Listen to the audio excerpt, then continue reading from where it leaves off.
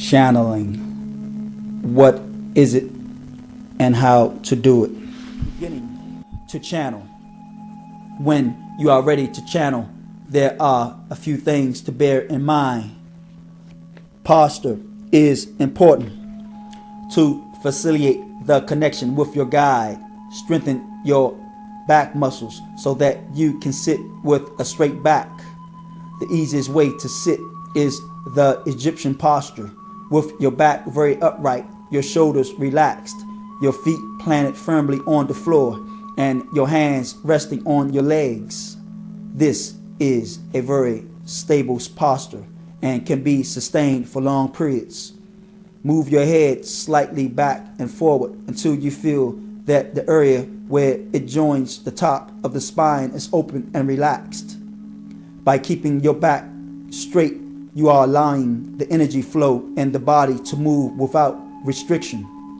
As the guide connects with you, there is often a surge of energy, and if you restrict the flow, you can set yourself up for lots of physical discomfort, particularly aching shoulders and neck, as well as headaches and other minor discomforts. Don't worry too much about this because any discomfort will pass very quickly. But if you want to channel long term, you do need to pay attention to your posture. Preempt interruptions. Put on your answering machine to take the phone calls off the hook. Relax and stay calm when you first channel. It is a very exciting experience. Try to stay calm and collected without any particular expectations. This may be difficult, but the clearer and calmer you are, the easier will be the connection for you and your guide. Let your mind be as clear and calm as a mountain lake. Surround yourself with a bubble of light.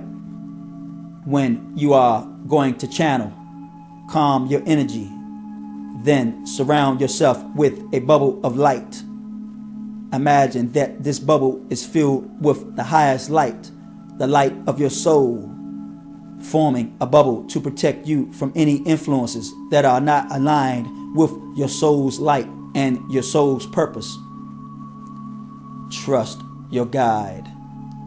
Guides are very loving and caring and want to help humanity. If you keep this in mind, it helps considerably. Don't try to edit what your guide says. This is a great lesson in trust. Trust the guide to know what the person talking to the guide needs to know. The high perspective of guides means that they have a much broader, deeper understanding of what to say than we do. We operate in day-to-day reality at the personality level. Sometimes this is referred to as the lower self or personality self. You at a normal level of functioning. At a personality level, it can be difficult to know what a person needs from a reading, but from the level of the guide, everything looks very different. Here is an example. Ortan and I gave a reading to a well-known television personality, a very attractive, high-powered, dynamic woman whom I should call Jane. She had been suffering health problems, particularly with digestion, because she had a workaholic type of schedule. She was not taking enough rest, not eating properly, and driving her physical body into the ground. She was also having relationship problems with her husband. Within a few minutes of beginning the reading, Ortan told Jane that the root of many of her problems was that she was an alien. I, as my personality self, cringed at hearing this. What would Jane think? Ortan explained that the reason Jane had so much trouble taking care of herself was that she had not had a human body for many incarnations and had absolutely no idea how to take care of it. After the reading, I came back and looked at Jane, who grinned and said that she always known she was an alien. She further told me that she had trouble remembering to eat and did let the information flow. When you first began channeling your guide, the experience is often overwhelming, beautiful, and you may feel immersed in love, acceptance, support, and joy. As a result, you may forget that you made the connection in order to channel information verbally to assist you. From the guide's perspective, life is very easy, and it can be difficult to understand that when you are back as your personality self, you will be disappointed that you didn't channel verbally. When we teach channeling, we often have one or two people in the group just sitting happily with their guide, and when we connect with them at an energy level, we find they are drifting around in an expanded state of consciousness.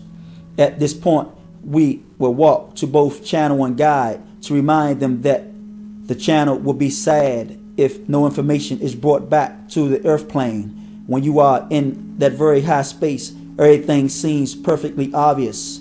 When you are asked a question, the answer comes immediately, and it is difficult to understand why anyone would ask something so simple. But when you are back at your personality self, the answer does not seem so obvious. Learning to choose to bring back information is one of the skills of channeling. By doing this, you are grounding in your guide's wisdom to the earth plane and the ordinary everyday reality. When you are in the space of your guide, you may not want to be bothered to do so, but when you return, you will be very pleased that you did. Had a deep belief that she really did not need to sleep or even rest. Once she understood why she had this belief, she was more able to work with her difficulty about being a human being. If I had edited out the information Ortan had given her about being an alien, I would have done Jane a disservice. Ortan knew that she needed to know this. He was right. Over the years that we have worked together, Ortan has given many numerous lessons in trust and letting go and allowing the higher realms to work through me as a channel. The more I have been able to let go, the easier and more joyous my life as a channel has been. Not everyone hear voices. One common misconception is that channels hear a clear voice in their mind, and all they do is repeat the words they are hearing. They might be your experience of channeling, but the connection is not like this for most people. At the beginning, a lot of trust is involved. You just have to let the answers to questions come, and often when you begin a sentence, you won't have an idea how you are going to end it. Keep remembering it is not you doing this. Let go of worrying about what the guide will say and keep out of the way. Your guide will then find it easy to connect with you and to send to your mind the impulses of energy that come out as you channel in words. Connect with the highest possible guide. When the human participants ask their guide to come to them, they do so instantly. At this point, it is important to check the energy of guides. Ortan always directs students to ask two questions of the guide. Firstly, are you from the light? If the response is not yes, the entity must be firmly requested to leave forthwith. Secondly, ask, are you the highest guide possible at this time that I can channel? Again, if the guide says no, request them to leave immediately and ask for the highest guide to come to you. There is no problem. It is a law of the universe that you have only to ask clearly for the entity to leave, and it must obey. If you follow a particular religion, you may care to ask the entity, do you serve God or Allah or the divine? All God's name works equally well for this purpose, because energetically the concept of God is the same whatever he or she is actually called. If you are working at home, make sure that you perform this very important step. Why should you ask to connect with the highest possible guide? By doing so, you choose your highest possible path of growth and you align with your highest purpose. As a result, you will be able to experience your highest path and a sense of acceleration on your spiritual path. Only by channeling the highest possible guide do you really stretch yourself. Opening to channel. When we teach a class, I gather all the humans together in a room, whilst Ortan gathers all their guides together in one energy location in the higher realms. When the human participants are ready to open to channel, they are directed to the place where the guides are waiting for them. The guides can see them reaching up to the higher realms, and they in turn are reaching down towards them. Their reaching is like a sort of yawning. The human participants reach this level by raising up through the planes and dimensions until they reach an energy gateway. By choosing to pass through this gateway, they enter into the realm of light, Ortan, and the guides will then come forward at this point. All each human participant has to do is to open his or her heart and ask for his or her guide to come. Remember, high-level guides will only come to you when specifically asked to do so. Later on in the relationship, you can agree how and when you will connect, but at the start, high-level guides are especially careful not to intrude on your energetic space. These guides have an extremely strong sense of integrity of your being. A feeling of unconditional love and respect is the key to knowing that your guide is a high-level one. Guides, higher self, and soul. Question: I wondered whether you could clarify the difference between the guides, the higher self, and the soul. Ortan: it is a problem on the earth plane, is it not? Let's start with guides. We are not part of you in the way that the higher self and the soul are. We guides have an independent existence. It is our joy to serve you, to play with you, and to work with you when you are ready to do so. There are many definitions of all of the different aspects of yourself. Let's begin at the beginning. You have a physical vehicle that you have chosen for this lifetime, but the presence within the physical vehicle, your personality, and the things that operate the physical vehicle, if you are just the tip of the iceberg, your entirety, your entire self as an energy being is a great deal more complex. You could say larger than that which is manifested through the physical vehicle. The physical vehicle is an extension of your consciousness. It is where your consciousness has focused for this short time to learn lessons, to have experiences, to do other things that are part of the higher purpose. In other words, part of the agenda of the larger being. This larger being exists through the dimensions and into the higher dimensions. And these are the aspects which we are discussing when we are talking about the higher self. We are talking of the soul, the monad. The level of higher self is often confused on the earth plane with the term soul. We would draw a distinction between these two aspects of your energy. We are talking about existence at different vibratory frequencies or different dimensional levels. The higher self is very close to the physical self, being an aspect of your energy that is very close to physical reality, and the higher self can therefore mediate between the physical vehicle, the personality, and the lower self, and the higher aspect of the soul. So it is not a problem to use the terms higher self and soul interchangeably. But the reality is that the soul is at a higher pure frequency and is aligned directly with the emanations of source, of divine creator via the monad, of the all that is, the center of what is emanating manifested beings, which is emanating souls, which is emanating the universe, or possibilities, in other words, of existence. Focus abstracts from guides. We can teach you of many topics if you wish to learn of them. Ortan, on channeling, Ortan, for this process of change or fluctuation in life as you make the connection to the higher realms can be very dangerous. It threatens the personality. It threatens the ego. It threatens all of the things that humans try to desperately to maintain. For by being born in a physical body, they then start to become embedded in this physical reality and have forgotten by the time they are adults who and what they are.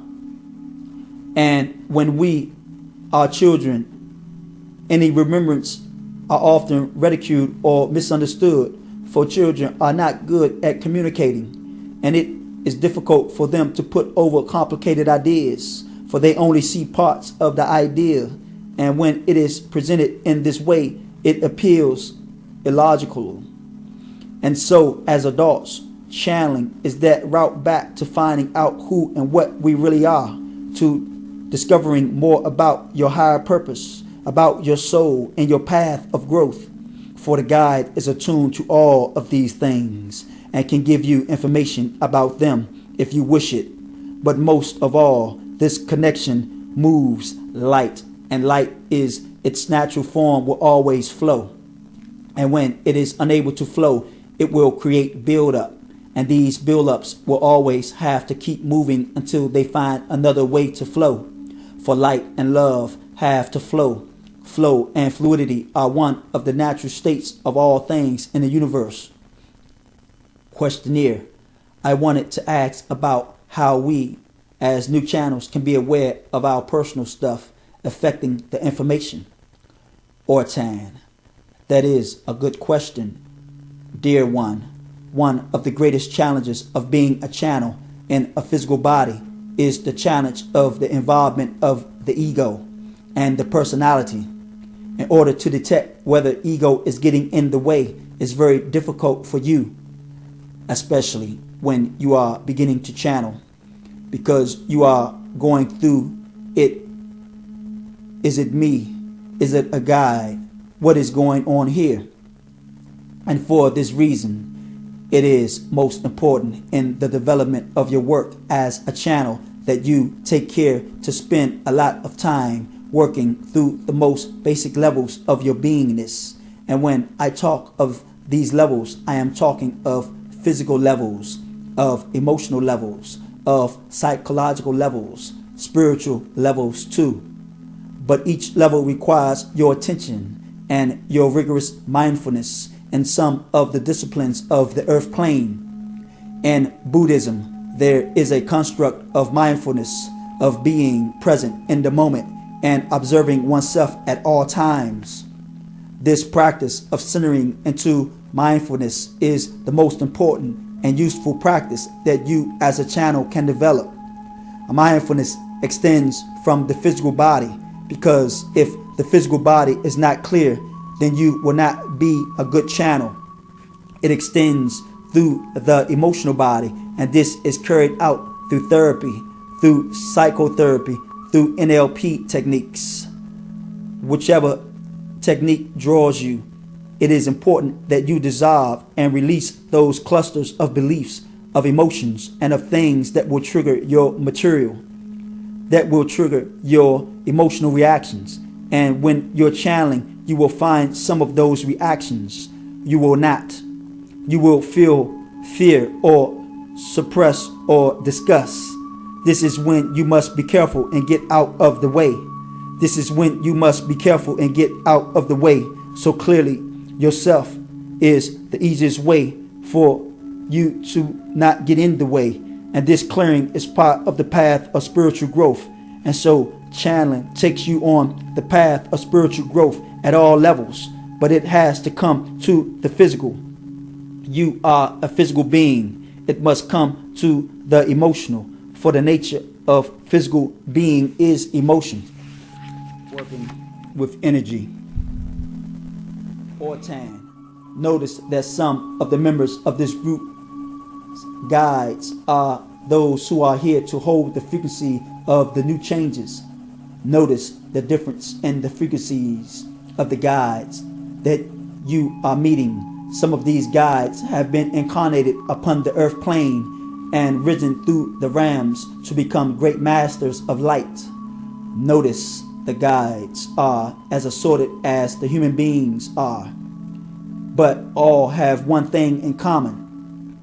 They resonate to the frequency of this time, that they resonate to the frequency of love and compassion, that they will raise the vibration of the channels they have chosen. They will shift their lives in ways that cannot begin to guess. They will open their hearts to these frequencies, to their higher path and higher purpose on the earth plane, and they will bring much comfort as well.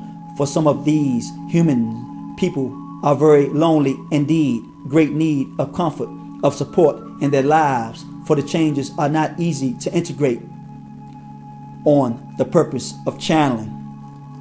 Ortan, why channel? What is in channeling for humans and for guides? For guides, it is a way for them to bring information to the earth plane, and this benefit is also a benefit for those who are the channels. Channels reaching to these realms are opening doorways all over the planet, and as that focus of openness between the realms is increasingly helped by more and more channels, you can see that the difference between the realms become less in a sense, for there are more passageways both ways, from our realms to yours and from your realms to ours. And by opening the doorway in time, all the doorways will stay open, and then very much more information will be taken by channels, even those who are not so practiced. And so for channels, it is a chance to be in service, simply to make the connection. Throughout the history of humanity, individuals have channeled. Channeling is normal. Guidance from the higher realms is useful and indeed needed. But the most important use of channeling is to empower individuals to trust in the beauty and reality of the light, to know that there is a God that they are part of, and that for them to realize that they are souls upon the earth plane, and to know that their earth plane reality is simply another phase in their existence. On the nature of channels, or Tan, we are often asked whether everybody can channel, whether there is a guide for every human being, and the answer is yes. All human beings have the ability to channel, because all human beings are souls upon the earth plane. But if they have not chosen before this lifetime to work with these frequencies, if they are on a different path of growth, then they will not channel. It is not because they cannot, but because it is not their chosen path in this lifetime. On guides and where they are, Ortan, I am dwelling in a form which to you would appear perhaps as simply a shimmer, as a movement within the air. You are unable to see me with your eyes or hear me with your ears. And as we are in our dimension and in this place of light, there is little that I can tell you about this dimension that will have any meaning for you.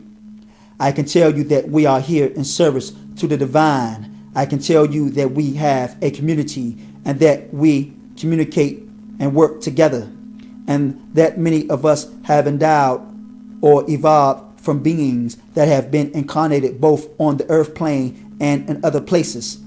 Some of us have pledged to work with humanity to assist mankind with awakening to the light and the love that is the true reality of God, or the divine, or the source, whatever you wish to call that energy. We serve that energy in joy, for it is our place to do the bidding of the divine. So where we are, dear one, is what you might term another dimension, a dimension of light, a dimension in which there is no physical reality, for we are in a dimension that is full of light, of frequency, of love, of service. We are in a place where everything is manifested immediately, and thus if we think of something, it is reality. And this is a very joyous place for us to be, and we are all connected together energetically as if we are one, as indeed all beings are connected. There is no difference between any being and any other being in some senses, and yet each is a star or a spark in the divine energy and has a unique role to play in the evolution of the universe.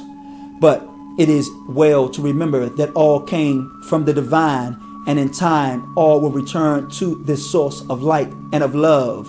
Love and light are the basic frequency of God or the divine, and it is our joy to serve these frequencies. Our rams are reached through many layers. If you like, you might see them as planes or as layers or as dimensions. These are all terms to try to describe the energetic differences between these planes.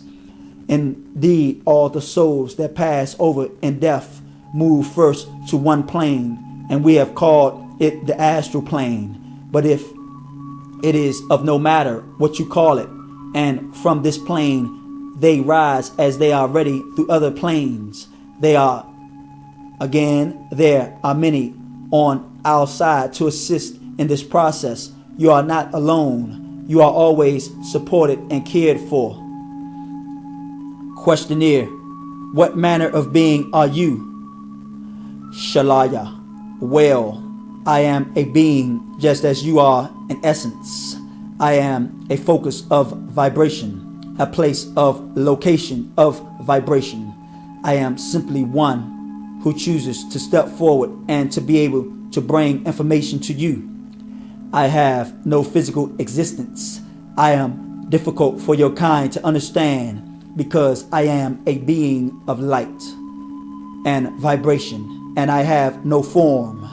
I do not especially have an interest in manipulation of matter, because we can see that difficulties are caused by this matter. Physical manifestation existence, as we have been fortunate in our evolution that we have not had to descend to the third dimension. We are not bounded by space or time or matter or any of these aspects of your existence. So I am a being into communication with you when it is required, and you could say that I have no independent existence. I do have an independent existence, but not in the way that you understand it.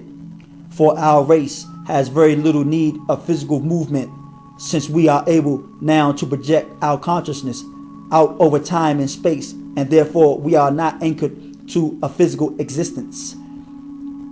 You could say we have, in some senses, transcended some of the cycles that you are still wound within, cycles of death and rebirth. For when a race becomes evolved beyond a certain point, then there is choice for each member in these matters. But your race has not come to this point, and your race will not come to this point yet. It is not relevant in some ways to be concerned about these matters, and we come simply to bring in these other frequencies, anchoring them through the dimensions and the spans, for we have become expert in this matter. And you ask what I am called, and my name is Shalaya, and this is just the resonance of my frequency, but it is of no importance either to me or to you. I do not have a polarity, for we do not reproduce. We have no need to do this, for all of our souls have already been brought into being. So the way that we would choose to be conscious has already been done. On personal guides or TAN, there are personal guides who help people through their lives. It is to be understood that all guides work together, and that these guides work at a more individual level. Whilst my work with Lita has been fairly individual, you will have noticed that right from the beginning I have been teaching others and making connections to others. calling them in for you, Lita, to work with. Other types of guides do not do this. They assist the individual in their personal development. They are not there to work with others. And so many people that you would have taught opening to channel 2 will have personal guides for themselves only. There is nothing wrong with this, and these guides are very interesting. On transition guides, Ortan, there are guides who are specifically here to serve humanity's transition, which you call ascension, and others that are not. I, for example, am a guide serving humanity's transition, but some guides are connecting into the higher purpose of the person. And these guides are often, in fact, the person's higher self and not a guide in a true form. So it is on the effects of channeling at this time. First of all, important to make the distinction, for the person channeling will not always be aware of the difference, for they too are guides. You are all guides in potential, although you are not presently guides, if you see what I mean. And so in ascending on the soul plane, you will eventually reach the plane of guides and master teachers and so on. Some guides, such as myself, who are transition guides, also work on a plane with the masters, and we are considered masters by some, for we are here to teach and bring information. We store ancient wisdoms. And it also occurs to me to say that when I have talked to you about types of guides, you must not consider that guides have only one function, and that transition guides are only transition guides. This would be their main purpose, but they may have other things that they do. So do not find this too rigid. Ortan, transition guides are those who are going to assist humanity in transcending and ascending. We call it transition as a shorthand. Transition is about ascending and transcending these limitations of the present reality and transforming and transmuting it into another reality, which will still be to do with the earth plane, but it will be at a different frequency of resonance, if you like, because the shift that will occur will change the energy of those who are to stay and transcend. So the transition guides are those who are here for that process to teach and guide those who come through this process as one group. On healing, Ortan. Of course, dear one, it is a beautiful path. It is not. And we need many healers at this time, and many are awakening to their healing abilities. Your ability to heal is a gift that you have been given in this lifetime. Use it, dear one. Use it generously and with love, and it will bring much growth for you. And you are quite right to say that it is not your energy, for how could you as a human heal anything? It is God who moves through you. Is it not? And it is a gift and a joy to do this, for all humans have the ability to channel this healing energy, but it is their choice whether or not they will serve God in this way. On work with the angels, Lita. Samuel, are you from the light? Or Samael, are you from the light? Indeed, I am from the light. This is the first time I have spoken through a channel. I am an angel. I do not have a physical shape. Lita, can you tell us the angels where the angels live? Where are you now? I am on a very high mountain of light. Lita, are there many of you there? Samael, collectively there are many of us. Lita, hundreds of thousands or millions. Samael, tens of millions. Lita, what sort of work are these angels doing? Are they all doing the same work on different work or different work? Samael, some are doing different work, but I am bringing the healing rays into your world. Lita, have you been doing this work for some time? Samael, while there has been light. Lita, Samael, are there many of you bringing the healing rays to the earth? Samael, there are several of us. We are angels of light. We are all from the light. I am not an archangel. Lita, what do archangels do? Samael, archangels serve the divine master. They are directly connected to the source. I am a bringer of the healing rays. I am on a path of progression also. Lita, what happens as you move along this path? Samael, the light gets brighter still. Lita, you say that you are bringing of the healing rays. Can you tell us how you do this? Samael, it is simply through love. On caring for our bodies. Nothing is too trivial or too small to be discussed. The physical side is just as important as the personality side in the beginning. Encourage them, for those for whom you channel, to discuss what it is that they do to support the physical body, and support them in making changes to this so that the body will work fluently and well for many years, that they may support their spiritual development. Do not allow them to consider these things unimportant, and do not allow yourself to consider them trivial.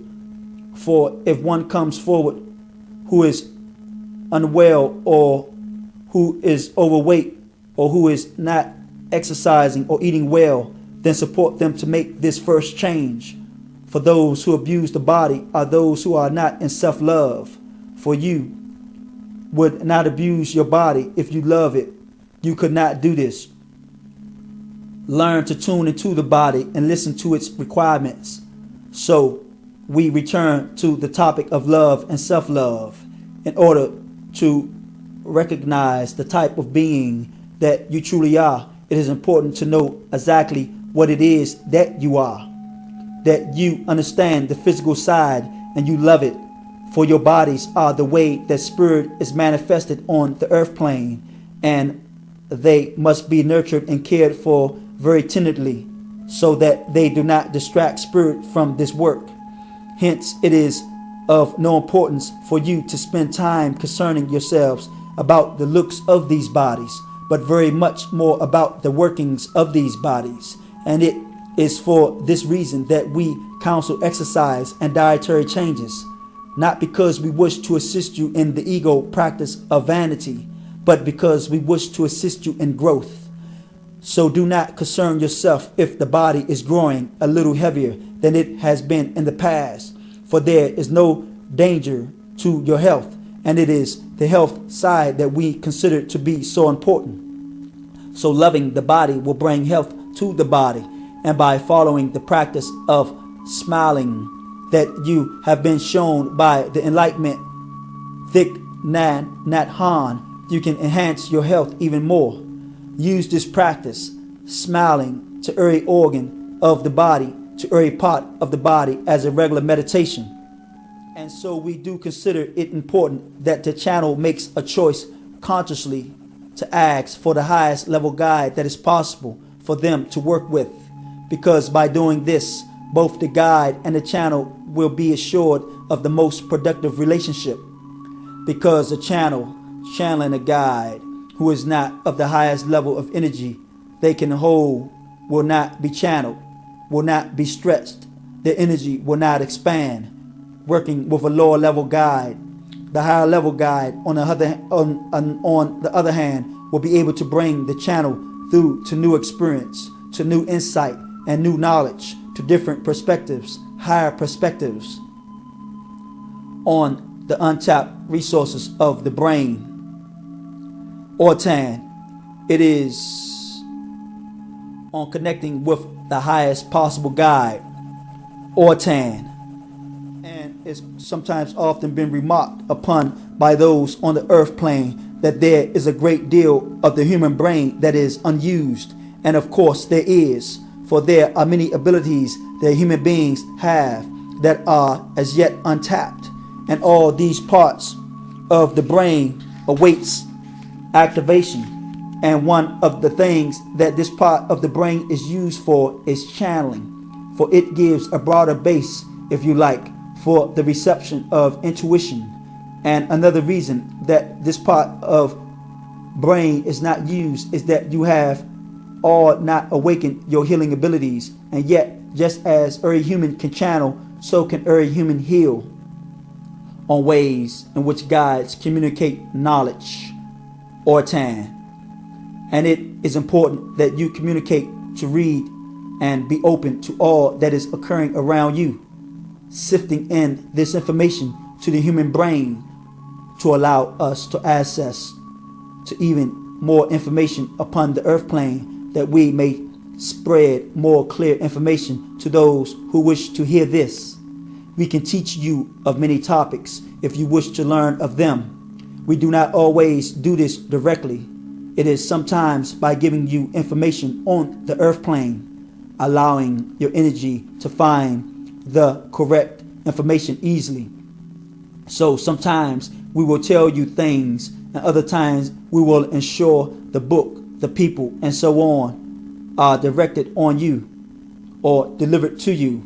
And it is better you do not have too much expectation of how this may occur, for guides work according to the easiest of the energy. And we also do not consider it to be useful to channel persons who have died unless they have evolved to a point where they are starting to make conscious decisions, because they can become confused about whether they are dead or alive.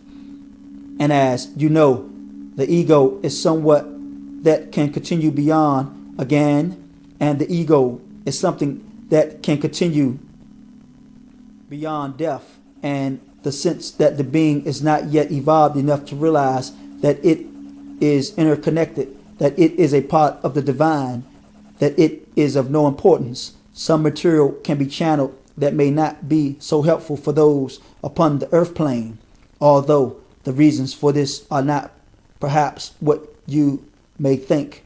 But there is a tendency of those beings on the earth plane to hold channeled information in reverence, to consider that every word that is spoken is correct. And you know that this is not true. And I know that it is difficult to send the information to you in a way that is beyond ambiguity. On the perceptions developed through channeling or tan, you are able to see a certain spectrum of frequency, to hear a certain vibratory frequency, to feel the nature of these frequencies through the skin and the touch.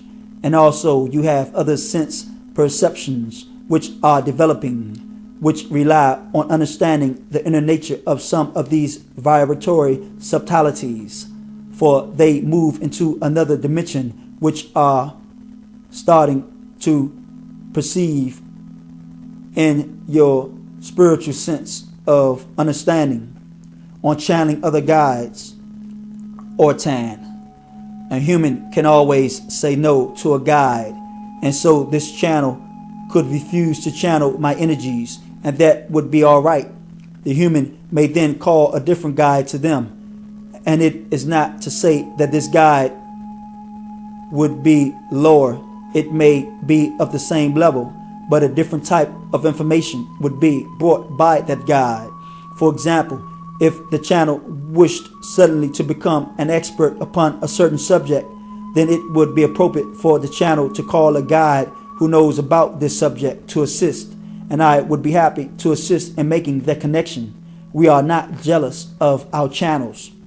Learn to love the critical, judgmental part of the mind and show it other ways to be or tan. On connection between guides, channels, and guides or tan, we notice you are always confused about this question of many types or of many people channeling one guide. And you know that it is true that I work with many individuals, but I do not allow myself to be verbally channeled by any other individual. And if they try, they find that they are unable to do it. They will attribute different reasons to this, and these are not important. These are simply the rationalizations of their mind. But the reason we have chosen this particular way to do this is that the channel who is present upon the earth plane and I have had connections before, and for this reason it is easier for us to work together. These previous connections mean that we have much that we have already sorted out energetically between us, and so this makes it all much easier or simpler. Ortan, is there anything you wish to ask about Marco at this time? Marco, I think most people would be extremely interested to know if you and the channel have worked together before this lifetime. Can you enlarge a little bit about that? Do guides and humans work together through incarnations? Ortan, oh, indeed, the guide and the human may work together for many lifetimes if their energy is compatible and there is more they can achieve together.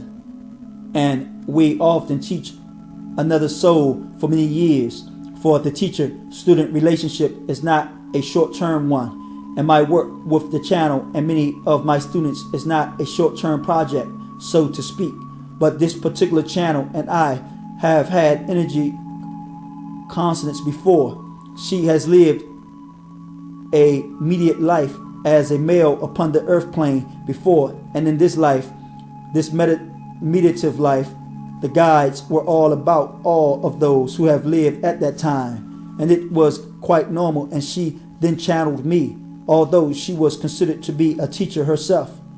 Even though she was a male, to confuse you, but she channeled me and we taught together.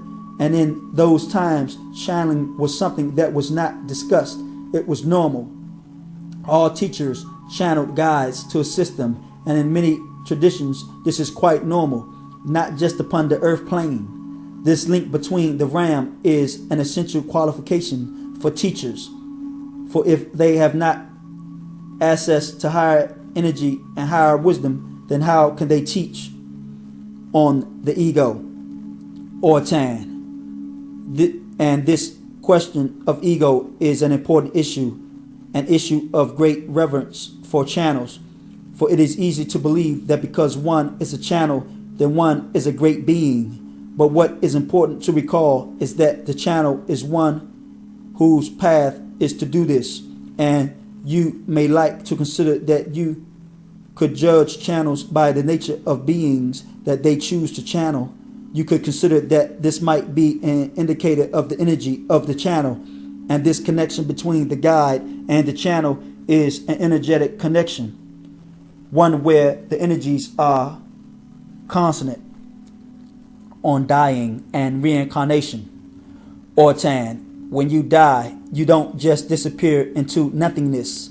This does not occur unless you have a very strong belief that that is what does occur, in which case you could spend for a bit before you are picked up.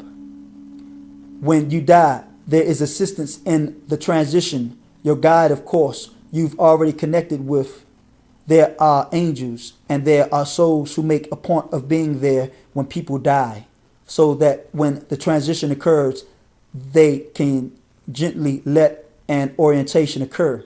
Just as when you go into meditation and you orientate your inner vision, when you die, it is a similar kind of thing. You orientate to your death experience and you orientate to your beingness without a physical body. You've been in a physical body for a bit. You'll soon be relieved to be out of it. When you die, you start to feel some joy, real joy, but there will be a time of integration, of resting quite often for a soul, a lesson to be integrated of time spent in learning and developing and growing. Not all overgrowth is done. Again, not all our growth is done from the earth plane. It can be done without a physical body a lot more easily. And so there is a great deal of that kind of process that occurs after death.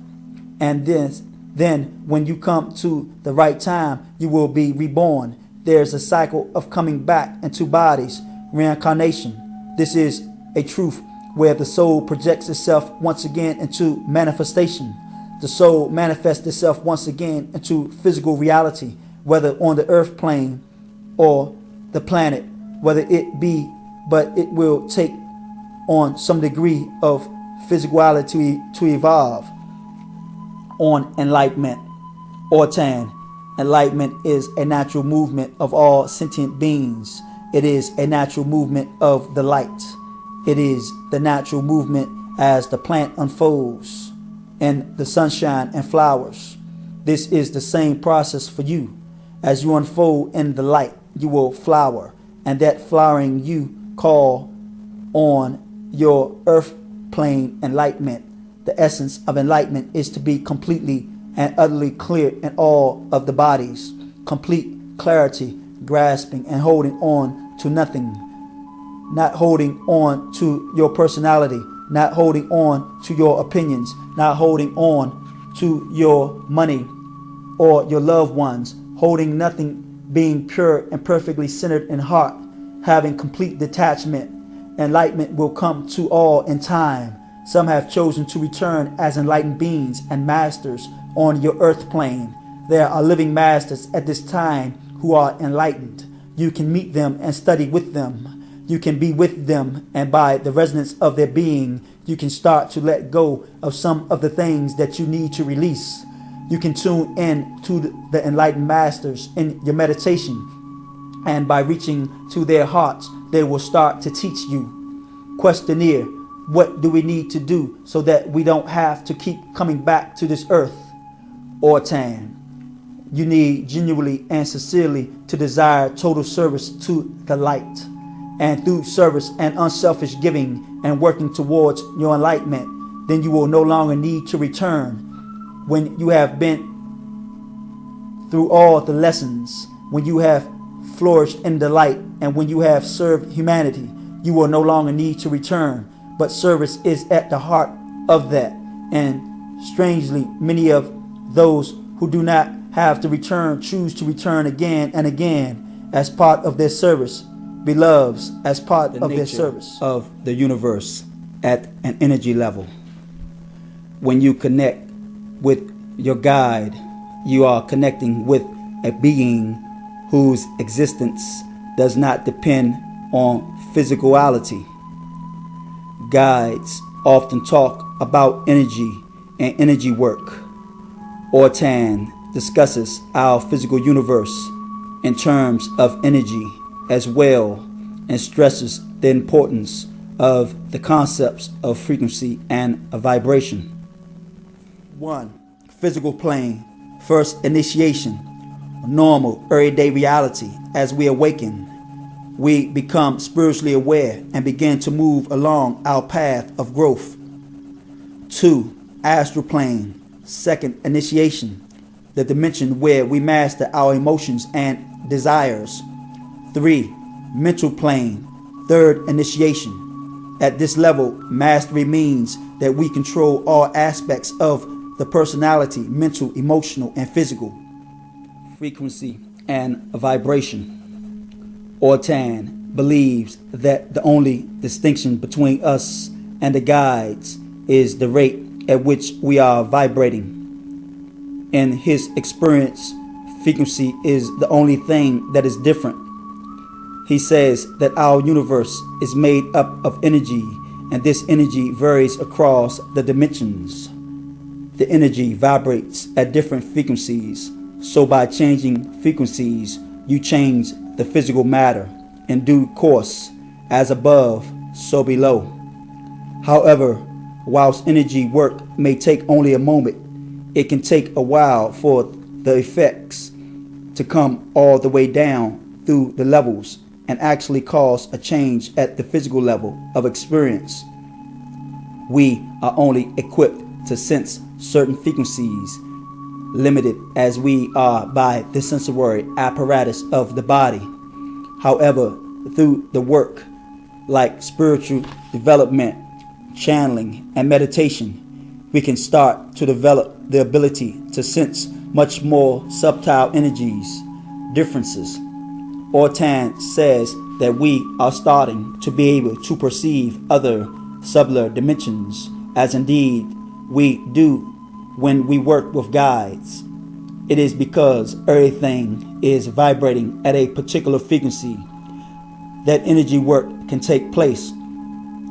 For example, when you are channeling healing energy, you are bringing through a certain frequency of energy that sets up a resonance. The client then vibrates at that frequency, a frequency that assists them in creating good health. Music, sound, and color therapies work on similar principles. You set up a resonance, and then the body can change its own vibratory rate to match the healing vibration. Earth, sun, and moon. From the guide's perspective, the earth itself has a particular vibration, which Ortan describes as its song. As does the sun, Ortan argues that the sun is a signal of the presence of humans and intelligence, and reminds us of the importance of solar energy to all life forms. It is solar energy that guides use when they move from their frequency to ours, and it is the sun that draws attention to us from other entities and life forms far out in space. Ortan describes the solar vibration as one of light and growth. Again, Ortan describes the solar vibration as one of light and growth, whereas the frequency of Earth is more that of love. The moon also has its own song, one that is finer and subtler. One of the closer ways in which humans can appreciate this sense of vibration is through instrumental music, song, and chanting. Through sound, we can actually change our consciousness. Planes and dimensions. Ortan channeling in 1995 said there are different planes wherein dwell different levels of being. Although it is wrong to assume that everything is ordered and hierarchical, guides seem to be quite amused at our constant search for hierarchies and order, and after a while, Ortan told me something of how the planes and dimensions are put together. First, of course, there is the earth plane where we live. Then there is the astral plane, much of which is created from the earth plane level. Ortan has warned me frequently that it is extremely important to work with the mental body, the thoughts, because our thoughts at the astral level can create astral energies, other dimensions, other entities. In our universe, we human beings live in the third dimension, which is bounded by space and time. We are physical beings, and our experience of physicality is paramount in our perception of reality at any one time. Our experience is strongly affected by our physical senses, what we feel, see, touch, taste, and smell. However, there are also other dimensions which contain other beings or entities. The presence of these entities have been documented throughout the centuries in religious and mystical writings. Many mediums and psychics work with what is known as the astral plane, which is close to our own reality but is not physical. There are further planes that continue to even finer frequencies. Ortan has said that he lives in a dimension of light, awakening to the 7 dimensions. I believe that we are all souls in physical bodies who have chosen to manifest on the earth plane at this time, but many of us have forgotten who and what we really are. In Gardner's terms, as I have mentioned, we are asleep. In the Complete Ascension Manual, Joshua Stone explains this process very clearly, talking about the 7 dimensions that we are working through in the following order in our time on the earth plane. 1, the physical plane. 2, the astral plane. 3, the mental plane. 4, the buddhic plane. 5, the atomic plane. 6. The monadic plane. 7. The logoic plane. We can stay asleep for many lifetimes and then eventually begin to awaken. At this point, we become spiritual aspirants, starting to develop mastery on the physical plane. This is the first level. Then we begin to gain mastery over our emotions and desires. 4. Buddhic plane, 4th initiation. Work is now at a soul level. It is unusual to achieve this level without many lifetimes of work. The heart opens fully and the aspirant becomes a lord of compassion. 5. The atomic plane, the 5th initiation. Soul and monad merge into one. 6. The monadic plane, 6th initiation. All bodies merge together. The aspirant usually ascends now and becomes a being of pure light. 7. Logoic plane, 7th initiation. Far beyond normal comprehension, the aspirant merges with the planetary logos. Again, this represents the 2nd initiation, the astral plane, mastery of the mental body, and therefore over the whole personality, physical, emotional, and mental, represents the 3rd initiation. Now the initiate can build a casual body or soul body and gain liberation from the endless cycle of birth and death and rebirth. At the next level, the soul body burns up and the soul is absorbed back into the monad, the soul's soul, and the monad becomes the guiding principle. At this point, the person is a lord of compassion, sometimes known as Arhat. This is the 4th initiation. At the 5th initiation, there is a merging with the monad and the 6th. All bodies are transformed into light as the monad descends completely and merges with the physical level.